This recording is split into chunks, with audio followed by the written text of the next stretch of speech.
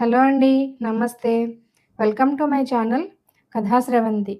రంగనాయకమ్మ గారు రచించిన 'జానకి విముక్తి' పార్ట్ 18. జానకి సంకోచపడుతూ తీసుకుంది. వెంటనే ఆ ప్యాకెట్టు అత్తకిచ్చేసింది. ఇక అత్త ఇష్టం. ఎవరికి పెట్టినా, పెట్టకపోయినా, ఎంత మింగినా. వెళ్తాను జానకి. మళ్ళీ ఎప్పుడైనా వస్తాను. మూర్తి బయటికి వెళ్ళబోతుంటే వెంకట్రావు వచ్చాడు. మూర్తి నమస్తే అంటే వెంకట్రావు నమస్తే అన్నాడు. అప్పుడే వెళ్తున్నారా? కూర్చోండి అన్నాడు మర్యాద తెలిసిన వాడిలా. 15 నిమిషాలు కూర్చున్నాను. వెళతాలెండి, కొంచెం పనుంది. ఎప్పుడన్నా మీరందరూ ఒకసారి మా ఇంటికి రండి. వెళ్తాను జానకి అని చెప్పి వెళ్ళిపోయాడు మూర్తి. వెంకట్రావు పైకి మామూలుగానే ఉన్నా మూర్తి రావడం అతనికి ఇష్టం లేదేమోనని జానకి సందేహం వచ్చింది. అయినా కొంచెం చిరునవ్వుతో అతని వైపు చూసింది.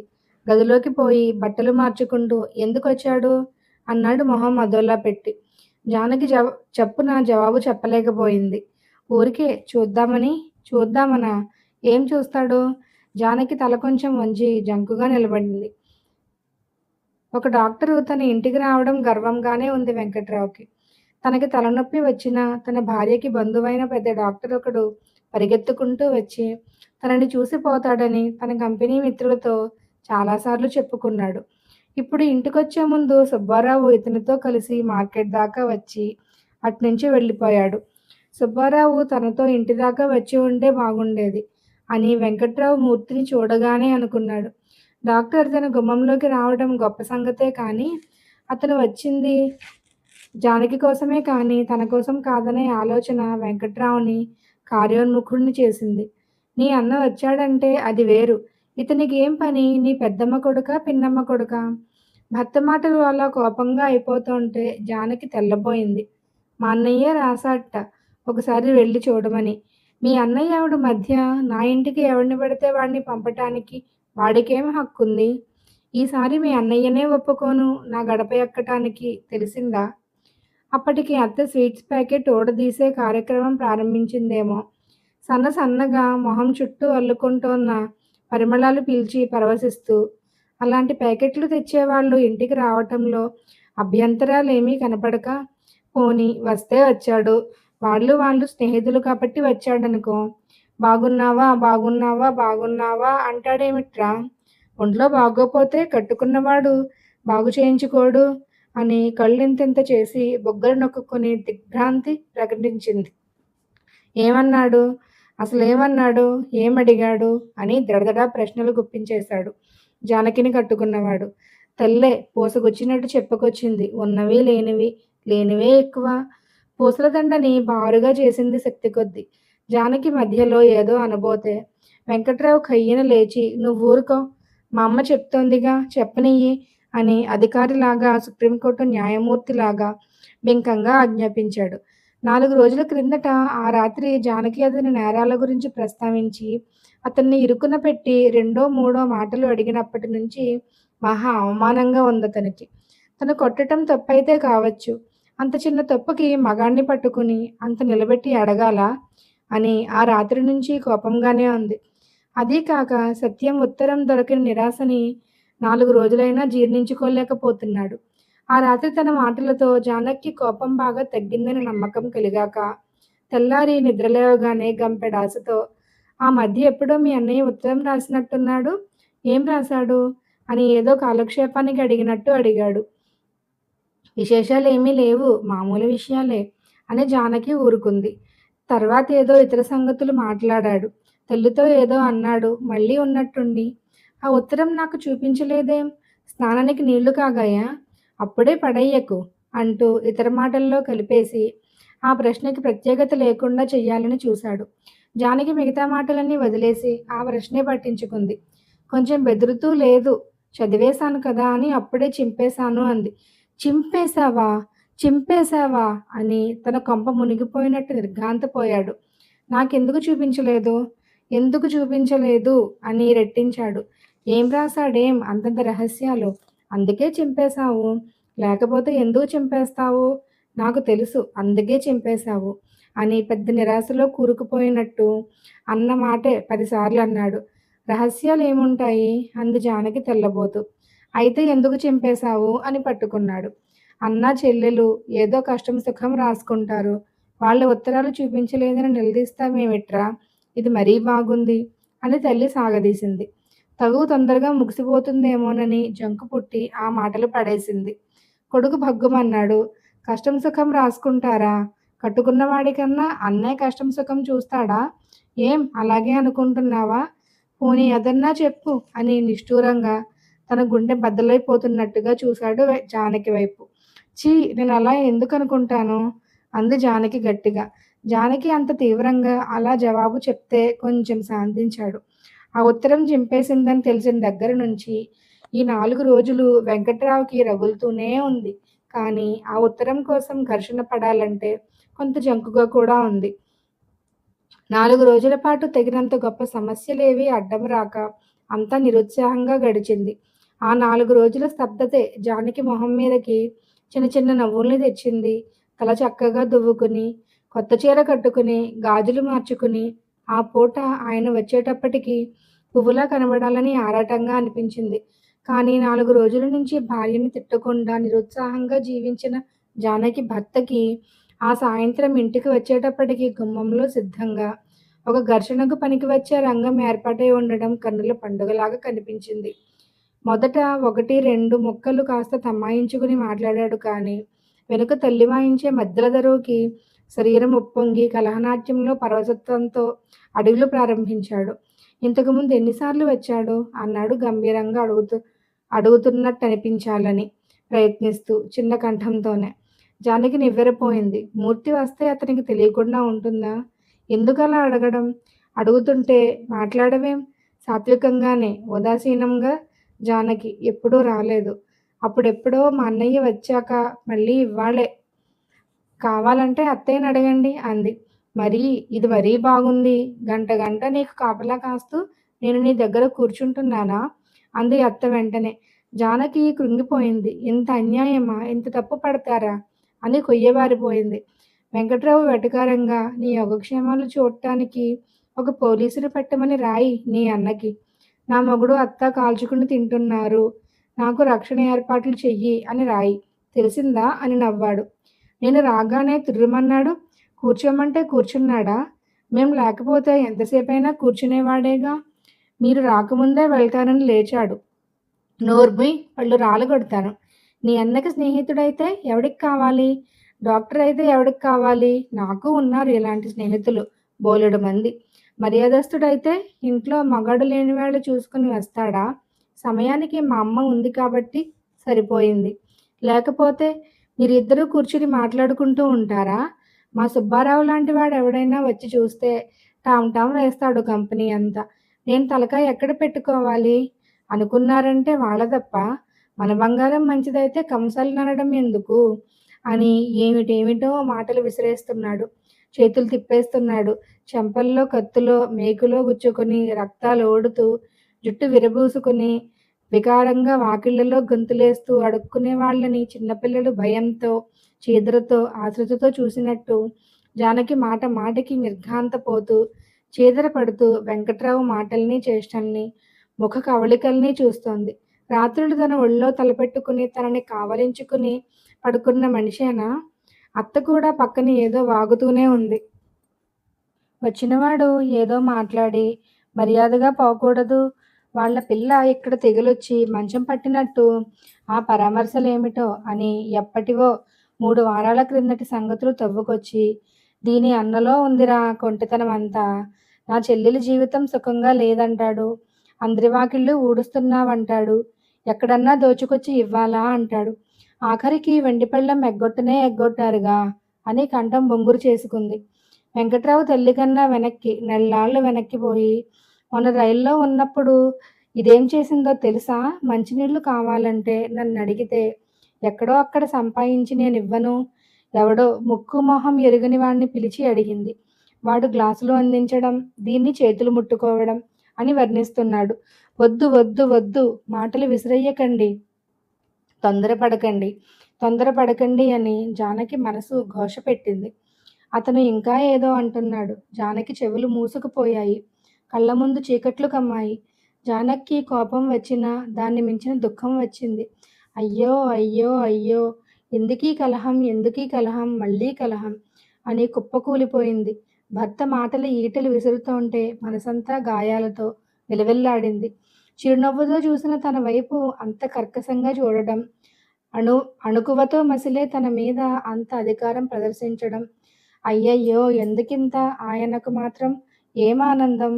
భర్త నిష్కారణమైన కలహం పెట్టి, శాంతమైన ఘడియల్ని వ్యర్థం చేస్తోంటే, జరగకూడనిదేదో జరిగిపోతున్నట్టు, గాలి నిండా పొగ ఆవరించినట్టు, ఆ పరిణామాన్ని ఆపలేక, భరించలేక విలవిల్లాడింది. కలహం ప్రారంభించకపోవాలే కానీ, ప్రారంభిస్తే దాన్ని ఒకంతట ఆపలేడు వెంకట్రావు. ఏ విషయానికైనా కోపం వస్తే 2 మాటలు అడిగి ఊరుకోడు. భార్య చేసిన నేరాల విచారణ ప్రారంభించగానే ఎలా గుర్తొస్తాయో ఎప్పటెప్పటి సంగతులో గుర్తొస్తాయి. ఇక వాటి మీద ప్రశ్నలు గుప్పిస్తాడు. ఆ ఆనవాయితీతోనే ఇప్పుడు హఠాత్తుగా ఆ పెన్నెందుకు తీసుకున్నావు అని అరిచాడు. జానకి తెల్లబోయింది. మళ్ళీ పెన్ను సంగతేమిటని. పెన్ను గురించి అతను అడగడం, తను చెప్పడం, అతను ఊరుకోవడం. ఎప్పుడో అయిపోయింది. 4, 5 సార్లు ఆ పెన్ను జేబులో పెట్టుకుని బయటికి కూడా పట్టుకెళ్ళాడు. ఇప్పుడు మళ్ళీ హఠాత్తుగా పెన్నెందుకు తీసుకున్నావని ప్రశ్న. నీ అన్న వస్తువైతే అది వేరు. పరాయి మగాడి వస్తువు నువ్వెలా తీసుకున్నావు? నీకు పెన్ను కావాలని నన్నడిగితే నేను కొనిపెట్టనా? నీకు కావలసినవన్నీ నీ అన్నయ్య ఏర్పాటు చేస్తాడా? అని ఆ విషయం పట్టుకుని కాసేపు సాగాడు. ఒక అరగంట సేపు ఇల్లంతా తిరిగి అలమారులో జానకి బట్టల మీదున్న 2, 3 ఇంటర్ పుస్తకాలు చూసి అన్నిటినీ మించి పోయిన నేరం దొరికినట్టు ఏయ్ ఇలా రా! పరీక్షల చదువు మొదలుపెట్టావా? అని పెట్టాడు. అని తల అడ్డంగా తిప్పింది జానకి. మరి ఈ పుస్తకాలేంటన్నాడు. ఊరికే చదువుతున్నాను. పరీక్షలకు కాదంది. ఊరికే చదువుతున్నావా? ఇదేం కథా నవలా? ఎవడికన్నా చెప్పు నమ్ముతాడేమో. తెలుగు పాఠాలు, పౌరశాస్త్రాలు ఊరికే చదువుతున్నావా? అని కళ్ళెర్రజేశాడు. నాకిష్టమని చదువుతున్నాను. ఆ పాఠాలు నాకు ఇష్టం అంది మళ్ళీ. వెధవేషాలేకు, బొంకినా అతికినట్టుండాలి అని బొంకడంలో రహస్యాలు చెప్పి పరీక్షకి కాదన్నది కాబట్టి అక్కడితో సరిపెట్టాడు. ఇక పాయింట్ ఏమీ దొరకలేదు. ఇంకెలా సాగదీయాలి తగువుని? ఎంత మాట్లాడినా తన పెళ్ళాం చెంప మీద కొట్టలేదు కాబట్టి ఆ మనిషిని ఏమీ బాధపెట్టలేదని వెంకట్రావు సిద్ధాంతం. 4 రాత్రులు పెళ్ళాం దగ్గర నంగిగా మాట్లాడి ఇప్పుడు దురుసుగా ప్రవర్తిస్తున్నానని అతను అనుకోలేదు. ఇదంతా మామూలు సంభాషణే అతనికి. ఈసారి అతను వస్తే సంసార్ల ఇళ్ళకి పరాయి మగాళ్ళు చీటికి మాటికి రావడానికి కుదరదని చెప్పు. తెలిసిందా? అని ఒక హెచ్చరిక చేశాడు. ఆ తగువు ముగిసిందో లేదో ఇంకా అప్పుడే తెలీదు. 6 నెలలైతే గాని. ఆ చల్లని సాయంత్రం అంత మనోహరంగా గడిచింది. ఇంటి గడపలో కాలు పెట్టేటప్పటికి కడిగిన ముత్యంలా అలంకరించుకుని కంటబడిన భార్య మొహం మీద చిరునవ్వు, చెంపల్లో సిగ్గు కనబడలేదా అంధుడికి? ఆమె చూపుల్లో ఉల్లాసమో, కొత్తదనమో పట్టనే లేదా మూర్ఖుడికి? లేత వెన్నెల పరుచుకుంటున్నట్టు అప్పుడప్పుడే చల్లబడుతోన్న వాతావరణాన్ని అతను మళ్ళీ చీకట్లతో, గాడ్పులతో నింపాడు. క్షణాలలో అంతా అంధకారమయం చేశాడు. ఆ మధ్యాహ్నం నుంచి జానకి నిష్కారణంగా కలిగిన సంతోషం అలా తెల్లారింది. ఎదుటి మనిషిలో మంచితనం గ్రహించకపోవటం తప్పైతే, చెడ్డతనం గ్రహించకపోవటం కూడా తప్పే. జానకి మంచితనం గ్రహించకపోవడం వెంకట్రావు తప్పైతే, వెంకట్రావు చెడ్డతనం గ్రహించకపోవడం జానకి తప్పు, దోషం, అజ్ఞానం. తెల్లవార్లు గట్టిగా ఆలోచించింది జానకి. చచ్చిపోదామా అని. వాకిట్లో పాతాళానికి తీసుకుపోయే నుయ్యి ఎప్పటికైనా తన బతుకు అందులో తెల్లారేదేననిపించింది. తెల్లవార్లు నిద్రపోకుండా నూతిలో పడి చచ్చిపోవడం గురించే ఆలోచించింది. చాంద్బీ అనే అమ్మాయి నూతిలో పడి చచ్చిపోవటం చిన్నప్పుడు జానకి బాగా ఎరుగును. తెల్లారేపాటికి జనం గుంపులు గుంపులుగా నూతి చుట్టూ చేరి ఆ అమ్మాయిని నూతిగట్టున బురదలో పడేశారు. తనని అలాగే పడేస్తారేమో. ఏం పడేస్తే? చచ్చిపోయిన వాళ్ళకేం తెలుస్తుంది? బండెడు పుల్లల్లో పెట్టి కాలిస్తేనే తెలీదు. ఇంకా ఎక్కడ పడేస్తే ఏమిటి? ఎంతమంది చూస్తారో చుట్టూ మూగి. విశాలాక్షి గారు చాలా బాధపడిపోతుంది. ఏం పని చేశావు జానకి అంటుందేమో. తన అత్త పైకి ఏడ్చినా లోపల సంతోషమే. కొత్త కోడలు వస్తుందని, వెండి పళ్ళెం తెస్తుందని. అతను బాధపడకుండా ఉంటాడా? అప్పటికైనా తన ఎంత విరక్తి పడిపోయిందో తెలుస్తుంది. ఏం లాభం? అప్పుడిక తన తల్లి, అన్న బోరున ఏడుస్తూ పరిగెత్తుకొస్తారు. చివరికి నీ బతికిలా తెల్లారిందా అని బావురుమంటారు. జానకి కళ్ళు ఎంత తుడుచుకున్నా వానాకాలపు బావుల్లాగా నిండిపోతున్నాయి. ఆత్మహత్యలతో, అవమానాల నుంచి బయటపడ్డ వాళ్ళ మార్గం ఆకర్షణీయంగా, ఆచరణీయంగా గోచరిస్తోంది కానీ, అత్తింటి గడప దాటి, భర్తని వదిలి, కాపురం వదిలి ఆ ఊహే భయంకరం జానకికి. అన్న దగ్గరికెళతావో, ఎవరి దగ్గరికెళతావో వెళ్ళు. అన్న కొంపలో చాకిరీ చేసుకుంటూ, మొగుడొదిలేసిన ముండబతుకు బతుకు. 50 ఏళ్ళు మీద పడి, కాలు చెయ్యి వంగినప్పుడు ఎలాంటి కాపురం కాళ్ళదన్నుకు పోయావో తెలుస్తోంది అంటూ భర్తని వదిలేసిపోయిన ఆడదాని బతుకు ఎంత దుర్భరం కావలసి ఉందో వెంకట్రావు ఎప్పుడూ వర్ణించే వర్ణనలు చెవుల్లో గింగిర్లెత్తుతాయి.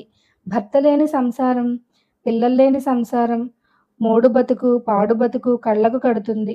తన స్నేహితురాళ్ళు, బంధువుల పిల్లలు లక్షణంగా కాపురాలు చేసుకుంటూ ఉంటే తనొక్కతి చెడిపోయి పుట్టిల్లు పట్టినట్టు ఊహించి సిగ్గుతో చితికిపోతుంది. ఎన్నటికీ తన గతి అలా కాకూడదని మొక్కుకుంటుంది. సహించాలి, ఓర్చుకోవాలి. పడ్డవాళ్ళు చెడ్డవాళ్ళు కారు.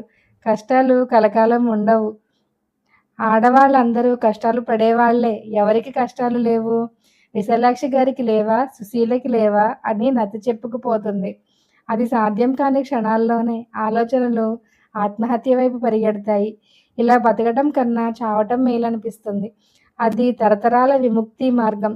కష్టాల్ని, దుఃఖాన్ని శాశ్వతంగా కడతీర్చే మార్గం. సంఘానికి అలవాటై 10 మంది జాలిపడి సానుభూతి కురిపించే మార్గం. జీవితమే నశించిపోతేనేం, 10 మంది నడిచే పాతదారి ఉండగా ఎటు చేరుస్తుందో తెలియని కొత్త దారి వైపు కాలెలా సాగుతుంది?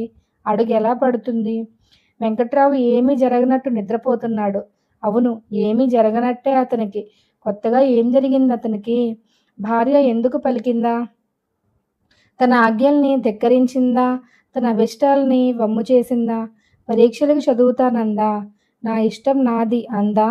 ఎప్పటి అణకువే, ఎప్పటి దాస్యమే, ఎప్పటి లొంగుబాటే. కొత్తగా ఏం జరిగింది అతనికి? కలహం వచ్చినాడు కూడా అతను అంత బాగా ఎలా నిద్రపోతాడో అర్థం కాదు జానకికి. అతనిలో ఏ గుణం అర్థమైంది కనుక ఇదొక్కటే అర్థం కాకపోవటానికి.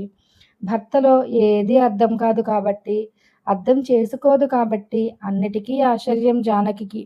2 రోజుల తరువాత అన్నకి ఉత్తరం రాసినప్పుడు జానకి మనోస్థితి అంతా అందులో ప్రతిఫలించింది.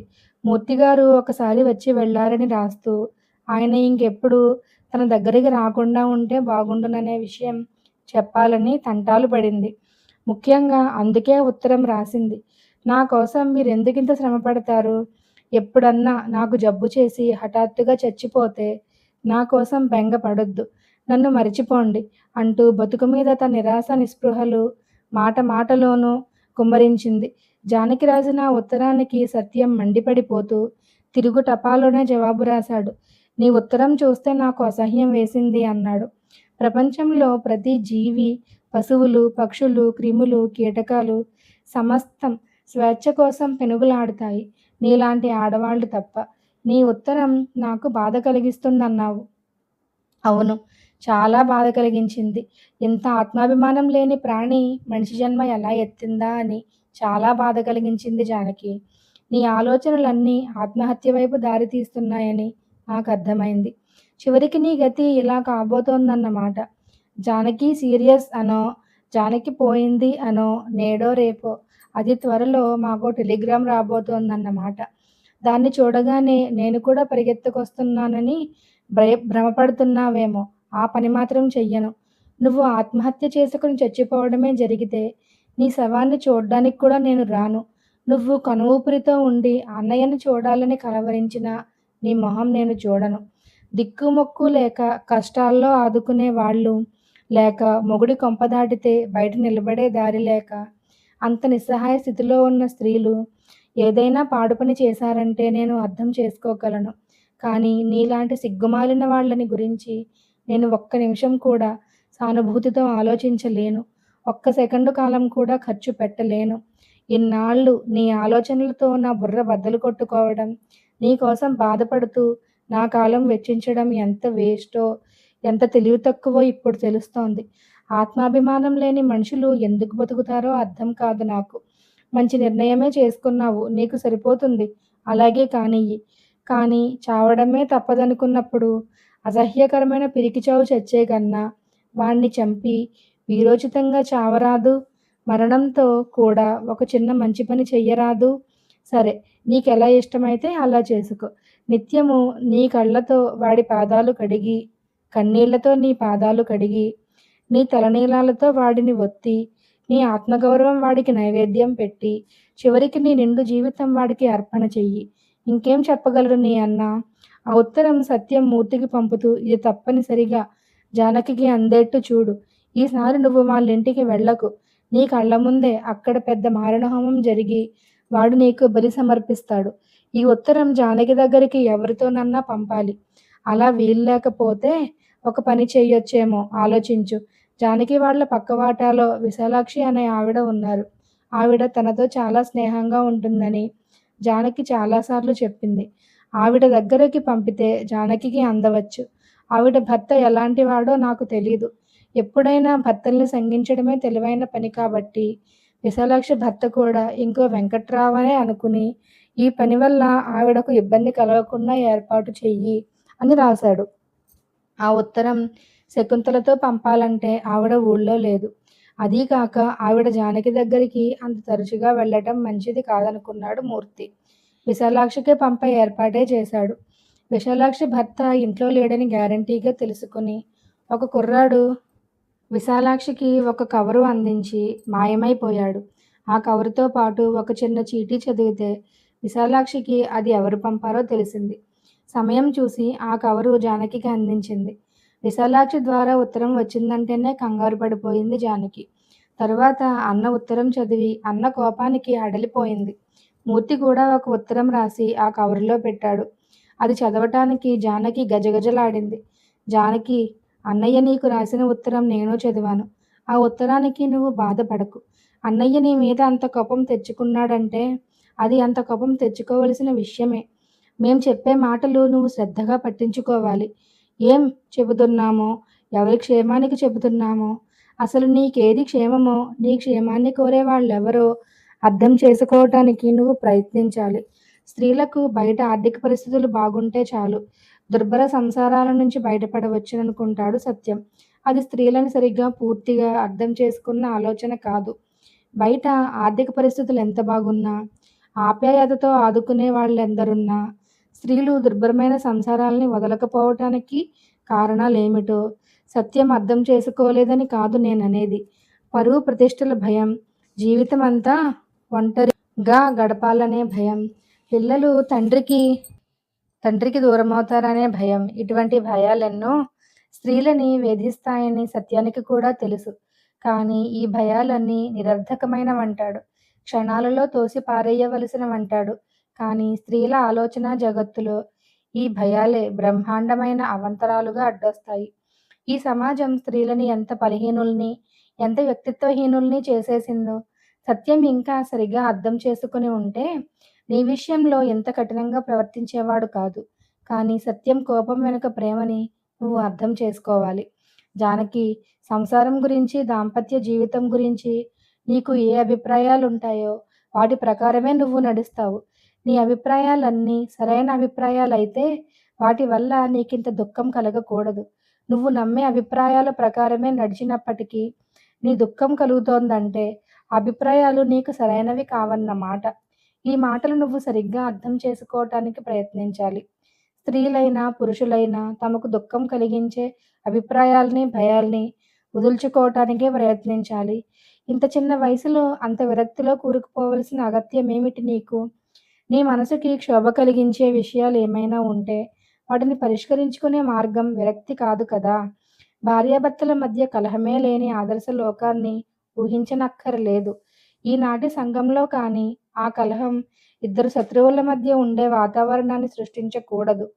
మిత్రుల మధ్య కూడా కలహాలు వస్తాయి. ఆ కలహాలు క్షణికమైన చికాకులు కలిగిస్తాయి కానీ వారి మనసుల్ని గాయపరిచి వారి సంబంధానికి హాని చెయ్యవు. భార్యాభర్తల మధ్య వచ్చే కలహాలకు కూడా మిత్రవైఖరి, శత్రువైఖరి ఉంటాయి. శత్రువైఖరిలో కనీసపు ప్రేమానురాగాలకు ఆస్కారం ఉండదు. ఏ అంశంలోనూ స్నేహ వాతావరణం ఏర్పడదు. ఎదుటి వ్యక్తిని తన స్వలాభం కోసం, స్వసుఖం కోసం పీడించటం, దుఃఖపెట్టడం, అవమానపరచడం నిత్యమూ జరుగుతూ ఉంటాయి. అతి చిన్న విషయాల్లో కూడా సహనం చూపకపోవడం, దయా దాక్షిణ్యాలు లేని కర్కశత్వం, అవసరమైనప్పుడు ఎంత చిన్న త్యాగం కూడా చెయ్యలేకపోవటం, ఎంత చిన్న తప్పుని కూడా క్షమించలేకపోవటం, ఎదుటి వ్యక్తి క్షేమాన్ని, అభివృద్ధిని భరించలేకపోవటం, ఈ లక్షణాలన్నీ ఏ వ్యక్తిలో ఉంటాయో ఆ వ్యక్తి భార్య కానీ, భర్త కానీ. మిత్రవైఖరి దీనికి విరుద్ధంగా ఉంటుంది. భార్యాభర్తల మధ్య మిత్రత్వం అనేది ఇద్దరు సమాన స్థాయి వ్యక్తుల మధ్య మిత్రత్వం వంటిది కాకపోవచ్చు. అది కొన్ని సాంఘికమైన హద్దులకు లోబడి ఉండొచ్చు. అయినా మిత్రవైఖరి కలిగిన భార్యాభర్తలు తమ హద్దులకు లోబడి కూడా తగినంత సుఖ సంతోషాలతో జీవిస్తారు. ఒకరి పట్ల ఒకరు ప్రేమాభిమానాలు ప్రదర్శించటం, ఒకరి క్షేమాన్ని ఒకరు కోరటం, ఒకరి విషయాలలో ఒకరు ఓర్మితో, సహనంతో ప్రవర్తించటం చేస్తారు. జానకి, నీ భర్తకి నీకు ఉన్న సంబంధం ఎలాంటిదో, ఏ కోవకు చెందేదో నువ్వే గమనించుకోవాలి. మిత్రవైఖరి కలిగిన సంబంధంలో వచ్చే అసంతృప్తుల్ని గురించి భయపడవలసిన అవసరం లేదు. ఆ సంబంధం చెడకుండానే ఆ అసంతృప్తుల్ని పోగొట్టుకోవడానికి వీలవుతుంది. దానికోసం కూడా తగిన ప్రయత్నాలు తగిన పద్ధతిలో చేసుకోవాలి. అలా చేసుకున్నప్పుడు ఆ ప్రయత్నాలు ఫలిస్తాయి, నిష్ఫలం కావు. కానీ భార్యాభర్తల మధ్య శత్రువైఖరి ప్రబలం అవుతూ ఉన్నప్పుడు దాన్ని గమనించుకోకపోతే జీవితం వ్యర్థమైపోతుంది. ఆ సంబంధం కొనసాగిస్తూనే శత్రువైఖరిని మార్చుకోవాలనుకోవటం ఉత్త భ్రమ. దానికోసం చేసే ఏ ప్రయత్నాలు ఫలించవు. ఆ ఇద్దరిలో ఎవరు శత్రువైఖరితో ఉంటారో ఆ వ్యక్తికి రెండో వ్యక్తి బలైపోవటమే చివరికి జరుగుతుంది. ఈ విషయాలన్నీ నువ్వు గట్టిగా ఆలోచించుకోవాలి. జీవితం అమూల్యమైనది జానకి. ఎవరి జీవితం వారి సొంతం. ఇతరులు చేసే అవమానాలకు, దుష్టత్వాలకు గురికాకుండా సుఖశాంతులతో జీవించే హక్కు ప్రతి ఒక్కరికి ఉంది. సుఖం కోసం కన్నీళ్లు కారిస్తే సుఖం రాదు. నెమలి ఏడిస్తే వేటగాడికి జాలి రాదు. రాజీలతో, సర్దుబాట్లతో సుఖం రాదు. నిన్నెవరైనా అవమానాలు చేస్తున్నారంటే నిన్నలా చెయ్యడానికి నువ్వే వాళ్ళకి అనుమతి ఇస్తున్నావన్నమాట. నీ అనుమతి నీ నోటి మాటల్లో ఉండకపోవచ్చు. నీ మౌనంలో ఉంటుంది. నీ అజ్ఞానంలో ఉంటుంది. నీ అమాయకత్వంలో ఉంటుంది. నీ ప్రతిఘటన లేనంత కాలం నీ మీద ఆ పరిస్థితి సాగుతూనే ఉంటుంది. సంవత్సరాల కొద్దీ అమాయకత్వంతో, వెర్రితనంతో, చాదస్తపు భావాలతో కాలం గడిపేస్తే సర్వనాశనమైపోయేది నువ్వే. శ్రద్ధగా ఆలోచించు. తొందరపాటు పనులేమీ చెయ్యకు. ఉత్తరాలు పూర్తి చేసేటప్పటికే జానకికి భయంతో పెద్ద దడ వచ్చేసింది. ఆ ఉత్తరాలు భర్త చేతుల్లో పడిపోయినట్టు, అతను ఆ కాగితాలు పట్టుకుని తన ఎదురుగా నించున్నట్టు వణుకు పుట్టి ఉత్తరాలు 2 గబగబా చింపేసింది. ముక్కలన్నీ పారబోసి వీధి తలుపులు తీసి ఏమీ జరగనట్టు కూర్చున్నా దడ తగ్గలేదు. నెత్తిమీద ఎవరో పెద్ద బరువు పడేసి లాగమని బలవంత పెడుతున్నట్టు అనిపించింది. మంచం అంచున కూర్చుని దీర్ఘమైన ఆలోచనలో మునిగింది. విశాలాక్షి పావుగంట సేపు అడిగితే గాని జానకి తేరుకోలేదు. ఏమిటి? ఏమైంది? మీ అన్నయ్య ఎప్పుడు? నీకోసం అడ్రస్‌కిగా రాస్తాడుగా? రహస్యంగా ఎందుకు పంపించాడు? ఏదీ ఆ ఉత్తరం? ఏది? అని 100 ప్రశ్నలు వేస్తే అప్పుడు నోరు విప్పింది. ఉత్తరాలు చింపేశానంది. చింపేశావా? చింపేశావా? అని విశాలాక్షి తల్లడిల్లింది. అయ్యయ్యో! చింపేశావా? ఎంత పని చేశావు జానకి! అయితే మూర్తిగారు కూడా రాశారా? ఏం రాశారు? పోనీ ఆ మాటలన్నా చెప్పు. అసలు చదివావా? చదవకుండానే చింపేశావా? అని తరచి తరచి అడిగింది విశాలాక్షి. చదివాను. మూర్తిగారి ఉత్తరం నాకు అర్థమే కాలేదు. భర్త శత్రువో, స్నేహితుడో గ్రహించుకోవాలట. భర్త శత్రువవుతాడా ఎక్కడన్నా? విశాలాక్షికి అర్థం కాలేదు. ఇంకేం రాశారు?